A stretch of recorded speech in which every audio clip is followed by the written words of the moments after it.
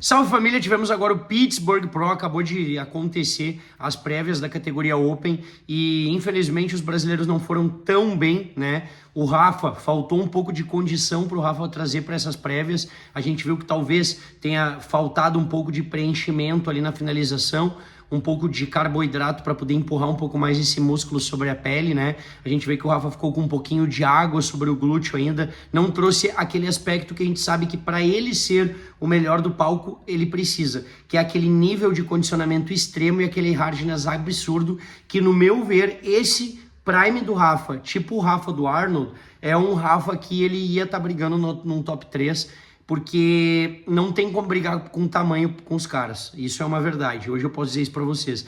Eu assinei, eu ia fazer transmissão ao vivo, inclusive para vocês, mas não consegui ali, porque eu fiquei com medo da transmissão cair. E o que aconteceu? A gente vê que o Tony Burton, gigantesco. O Tony Burton tá tão gigante que ele consegue não ficar pequeno perto do Krizo. O Krizo é gigantesco, o cara é absurdo, ele tá muito surreal. A gente vê ele em alta qualidade, a gente vê que tipo o tamanho, o volume muscular que ele tem, além de que a gente tem que ser honesto com o cara conseguiu manter uma cintura extremamente controlada, trouxe um nível de condicionamento. O Tony Burton, para mim, é o atleta mais estético do palco, é o atleta mais bonito da Open, só que qual é o problema? A gente vê quadríceps, primeiramente, que não fibram. Né? Como é que o cara tá extremamente condicionado e o quadríceps não tá fibrando? Porque tem local ali, tem aplicação de local. E daí assim, o problema é o recado que a gente passa fazendo o Tony Burton ganhar de novo. É um cara que tá trazendo pontos sim no físico de aplicação local. Tanto nos quadríceps, que tem um arredondamento que não existe, tanto nos ombros e principalmente nas dorsais, que da semana passada para cá a gente já via aqueles pontos extremamente agressivos na dorsal, que eu fiz o vídeo para vocês que quando ele foi abrir a dorsal, tinha um rombo ali na dorsal e depois a dorsal estava pronta. Então a gente vê realmente que ele fez algum preenchimento. Agora, a dorsal já me assusta, mas o quadríceps não fibrar em um físico que está todo condicionado, visivelmente a gente está falando de um cara que está com pontos de aplicação local ou de alguma coisa para poder aumentar o volume lateral do quadríceps para ele ficar mais arredondado, né? O Tony Burton é um cara que tem uma linha abdominal extremamente agradável, né? Porque é um open de cintura amarrada, é um cara muito arredondado. A morfologia, músculo por músculo, né? A gente vê que ele é muito superior realmente a quase todos os atletas do palco, eu acho, inclusive. Eu acho que a musculatura dele é muito bonita. O Krizo é o maior cara do palco, imprescindível e tão condicionado quanto, né? Trouxe um físico muito melhor do que no New York Pro. Reparem como as pernas do Krizo tem muita profundidade de corte, os quadríceps, a gente vê toda a divisão de todos os músculos do quadríceps, de costas, os posteriores deles estavam realmente muito condicionados, o glúteo muito cravado também, só que de costas, eu digo assim, para mim, o Krizo perdeu todas as poses pro Tony Burton. Falando do geral, a gente vê que o Brandão, ele precisava de um nível mais de condicionamento para poder estar brigando nas primeiras colocações.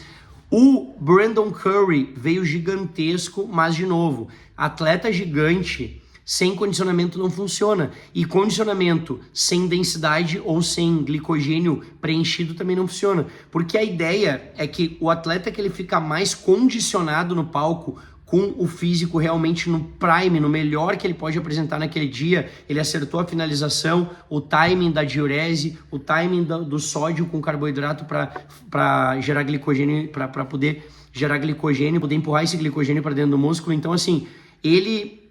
se a gente pegar de todos os aspectos, a gente vê que poucos atletas acertaram muito a mão. O Brandon Curry não é esse cara, né? O Brandon é um cara que tem um físico muito massa, é bonito o físico dele, é um físico arredondado, o cara já foi Mr. Olímpia, né? Mas a gente vê que quando ele puxa muita condição, ele perde volume de perna, e quando ele não puxa muita condição, ele fica muito redondo.